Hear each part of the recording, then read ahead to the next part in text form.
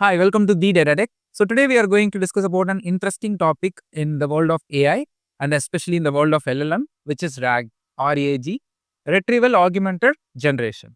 Okay. So even before getting into RAG, right, I just wanted to clarify a few things. So this video will be little bit longer and I'm sorry for that, and this is worth watching, and you will never get bored while watching this video, and I will take care of it. Right. Okay. So before even getting into RAG, so generally what in LLMs like ChatGPT or Claude or Gemini, so how the high level architecture works between the user and the LLM, right? So what you will do, you will ask a question. So your question, right? And then that goes to the LLM. So this LLM could be ChatGPT, Gemini, Claude, whatever it is. And then this LLM, it goes to transformer. So transformer is the core model, core engine used by OpenAI. So OpenAI is a company, and their core model, which we call it as a brain for the LLM, right? The brain for LLM is actually a model. So that model is transformer. So this transformer is a white paper released by Google in the year of 2017. So OpenAI used it. So this is the high level. So you ask the question and then to the LLM. So LLM gives that question to the transformer and it does lot of deep learning and machine learning stuff. And finally, you will be getting the output, right? So this transformer will get that information from where? So this is their model, right? So it will get the information from the pre-trained data, right? So if you take GPT-4, it trained till 2020-23, right? And GPT-5, just go to like ChatGPT and ask to GPT-5, so till what year or what data that you got trained. So it will say like 2023, 24 or 25, till that time only. So this transformer model has been got trained with the data set. And it has a brain to connect all the data set like neurals and neuron networks, the core terminologies used in deep learning and machine learning, and with all that multiple layer of calculations, it finally gives you the output. So this is the high level, right? So we are not going to get into this transformer and what it does, all those stuff. See, this video, you can take it like a system design of this RAG, or you can use it for a high level explanation in your interviews as well, right? So this video is completely from the data engineer perspective, data analyst perspective, and for a software engineer perspective, a full stack developer perspective is what this video is. So this video is like not like I'm going to touch the core part of machine learning concepts or deep into deep learning concepts or nothing like that. Okay, so here we are going to discuss the very high level detailed architecture of RAG. Okay, fine. So this is the very high level, right? So this LLMs are being used in this way currently, right? And also like, or you will upload some of your medical test reports like blood test, and you ask what is happening with my test report. So something like that you can do. Or else like the data set, whatever it is not there with the pre-trained model, it checks in the internet, in Google and some websites, and then it will give you the information. So till this, whatever I told you is not RAG, it's without RAG. Okay, LLM can answer your question from the pre-trained data, or it can just refer with the document what you have uploaded, or it can check the internet and it can give the content for you. This is what the normal LLM is doing. Now imagine that I have to build an LLM, okay, for my company or for my personal use. And that means OpenAI is providing the model for you. That means an empty brain with the pre-trained information has been already provided. Okay, now imagine your company acquired that model and it is available for all the developers, or the model is available in the ChatGPT website and you use it with the API for your personal use, whatever it is. Or you can use some other open source models. So you want to see all the open source model, like we have an open source model market called huggingface.com. So where you can go and you can find all the models. So some of the model is unique on the respective areas. For SQL related things you want to do, there is a separate model. For coding related separate model, something like that, or general purpose model you can take. Now the thing is, I don't want the pre-trained information, whatever the model has, but I need the brain of the model.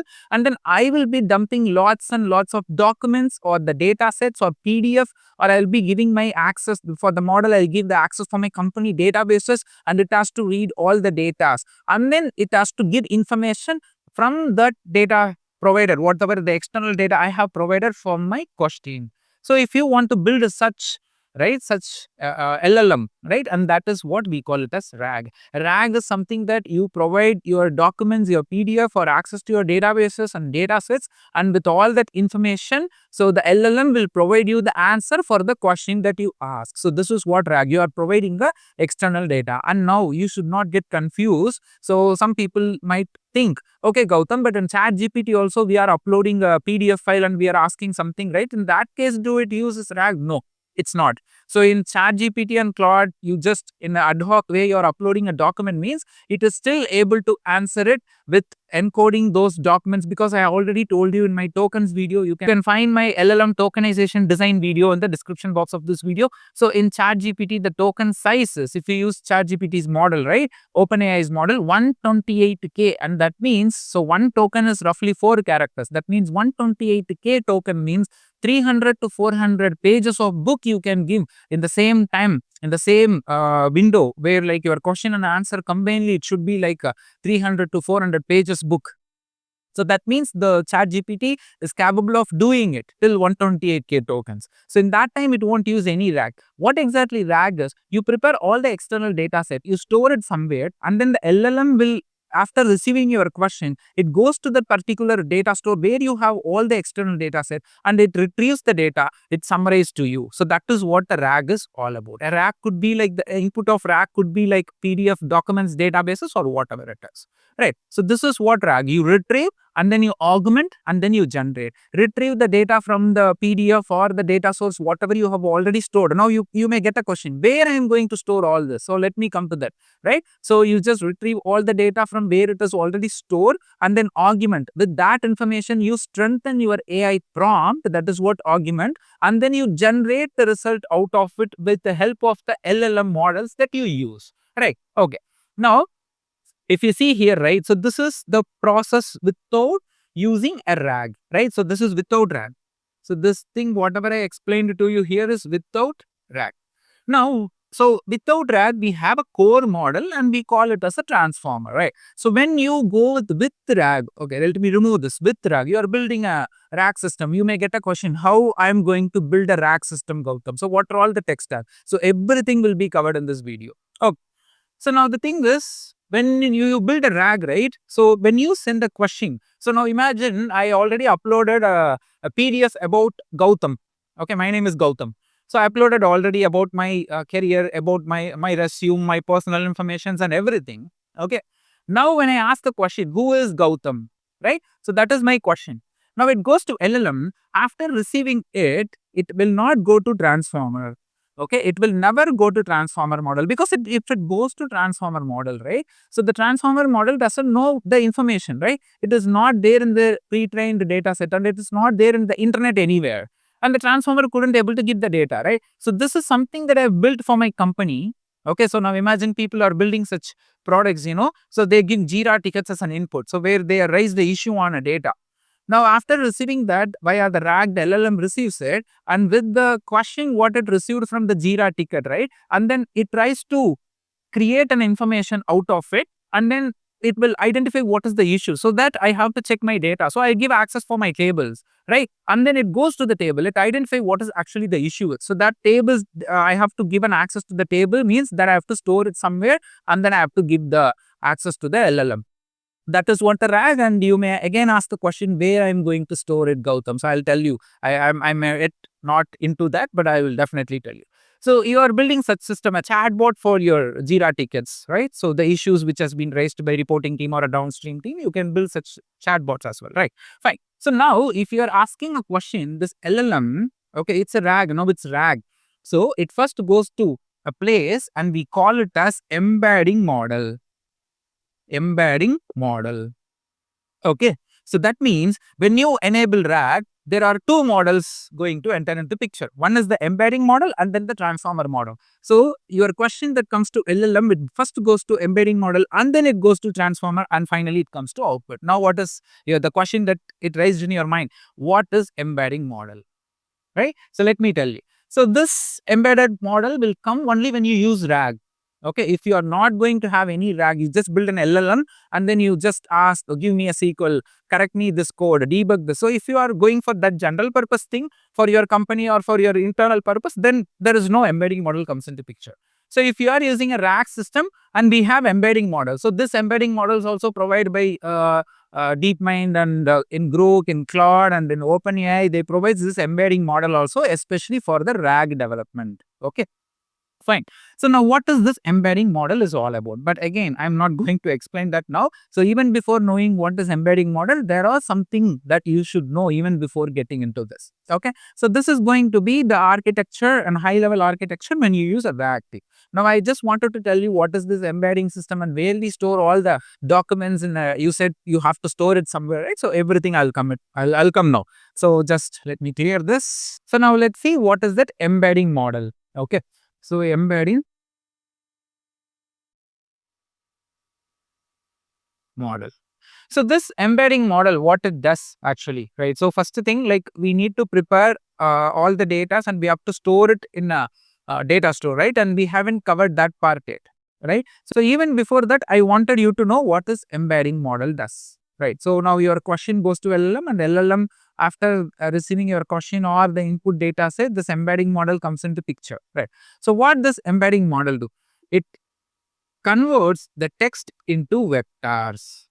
Okay, so it converts text into vector. So what is vector? Vector means it's like a data type where all your text will be converted to vector, and that means all your text will be converted to a floating point numbers in dimensions. Okay, so that means imagine like you are giving a PDF or you are asking a question, right? And this embedding model, so this is something related to your RAG, right? A RAG means first you have to insert the data and then you have to ask a question, right? In both the places this embedding model comes into picture. Okay, so this text will be converted to a vector. A vector is nothing but imagine that you are asking a question like who is Gautam? So you are asking a question, right?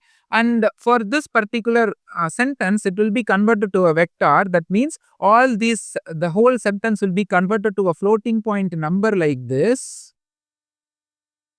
Okay, and we call this as a vector, and this will be get stored in a dimension. Okay, what is dimension? Now imagine you are sharing a location. A location has two dimensions. That means longitude and latitude. So two dimension is equal to two numbers. That's all, guys.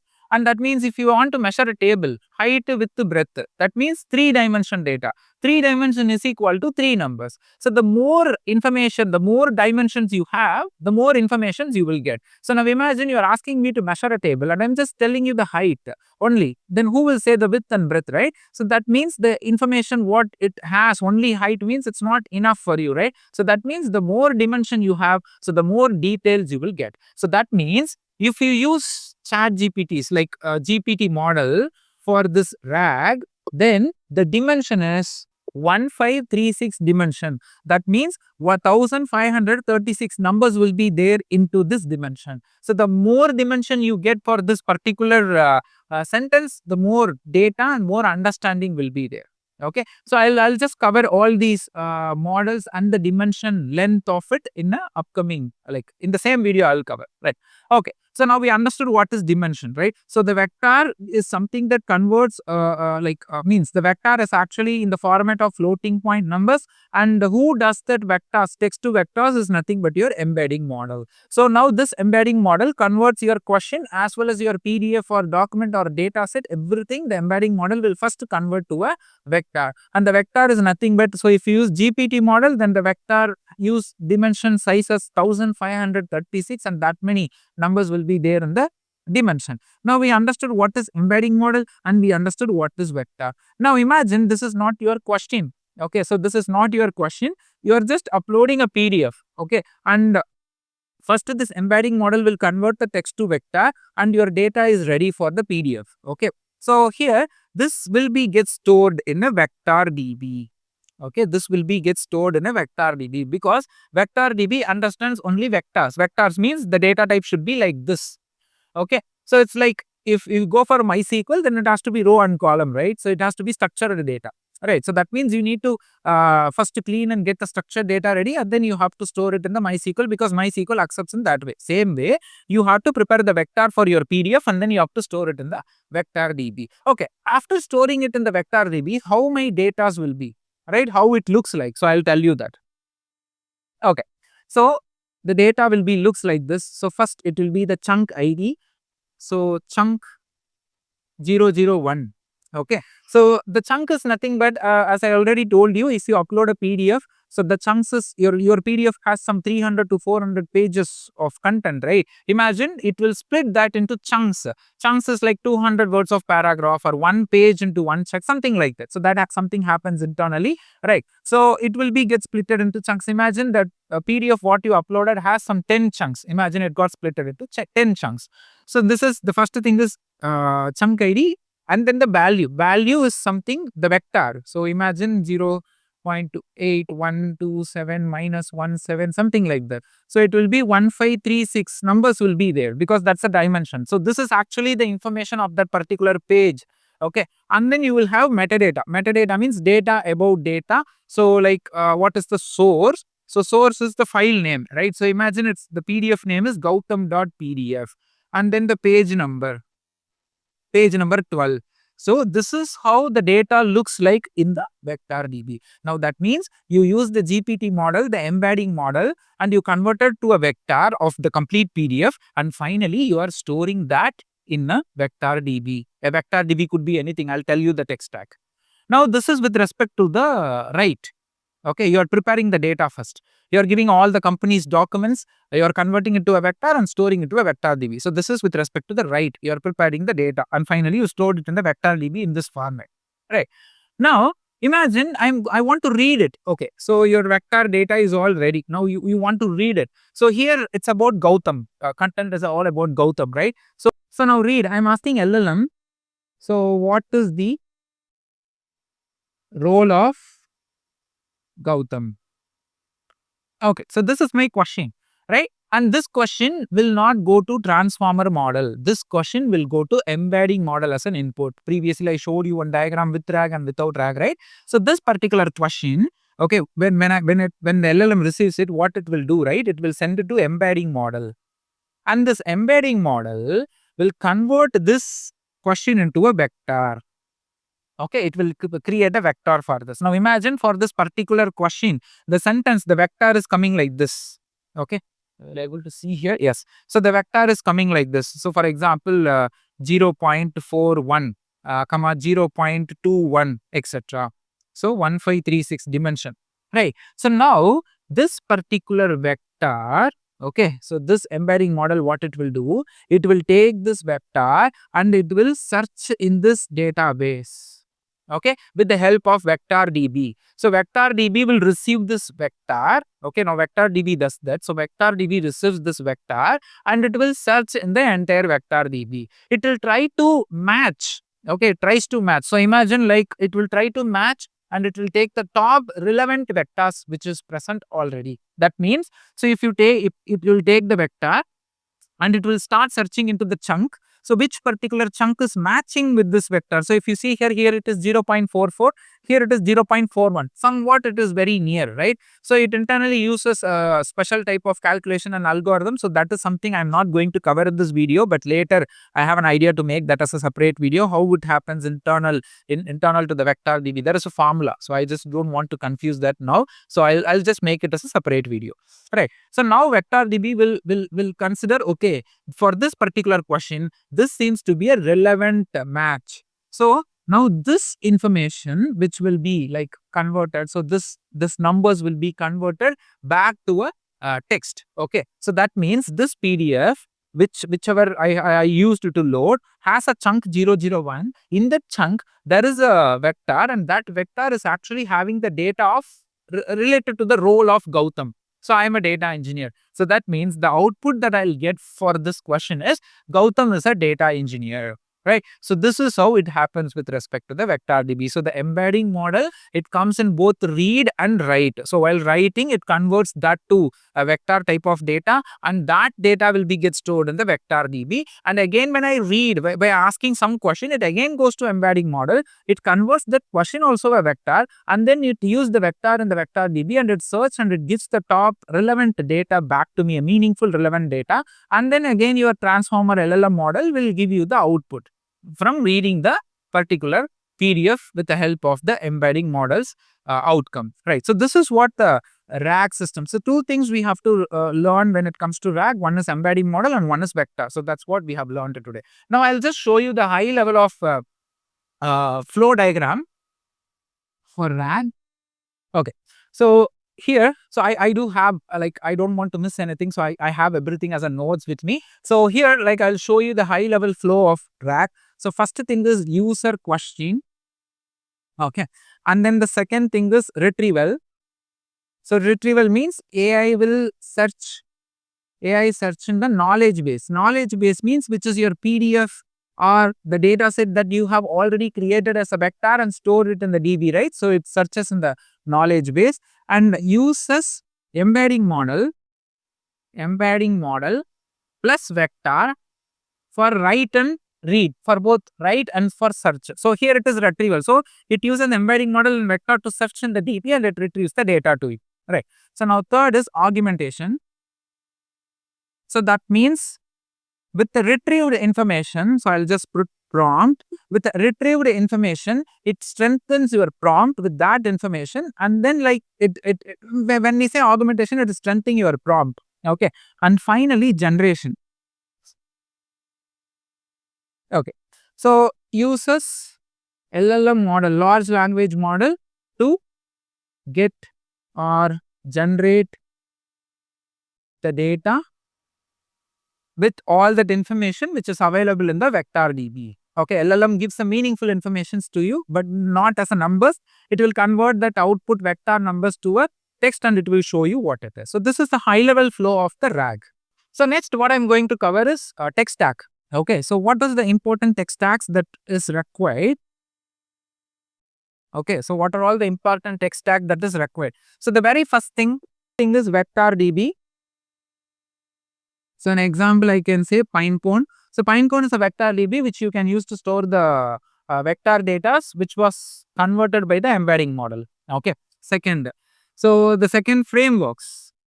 See, we need some frameworks that helps us to build such RAG systems. So we have LLM, we have vector DB, we have embedding model, it's all okay.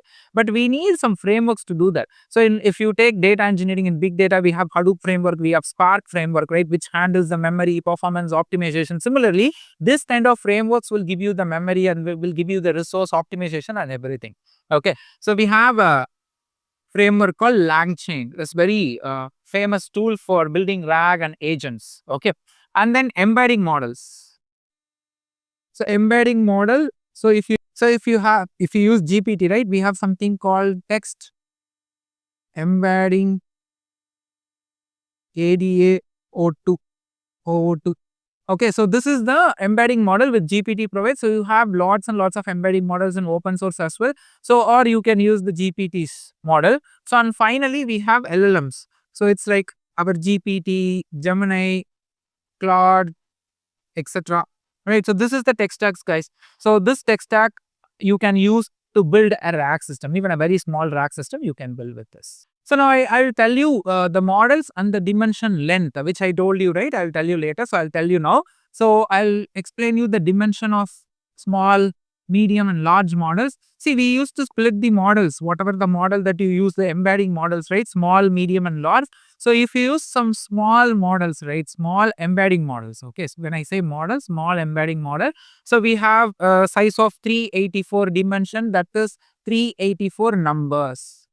Okay, and then medium size models, roughly it starts with 768, dimension is equal to 768 numbers. Okay, and then large model is our GPT model which I told you, right? So 1536 and sometimes we have 3000 dimension also, again which is equal to 1536 numbers, and 3000 dimension means 3000 numbers. The thing is, when you go for like larger model, right, so higher dimension is equal to rich information. Okay, you will get rich information, but it is large data set, right? So it will have large, it requires large storage, and sometimes if storage is not enough, then it will be slow. Okay, and if you take small dimension data, right, so it will be fast, right? Less volume is okay, but the data, the outcome will not be that rich, not rich. You will have only less information, less insights when you use small dimension. So accordingly, you have to use. If you use larger dimension, then you have to give more resource to it, right? So this is what I wanted to tell you with respect to the dimension. And finally, we can complete this video with the final flow. Okay, the last final flow with all the information which you are aware of now, right? Let's get into a final flow. So here you have user question, right? And that goes to embedding model, and then vector. This embedding model will convert the text to vectors, and then you store it into a vector DB, and then you retrieve, okay, you retrieve the matching document,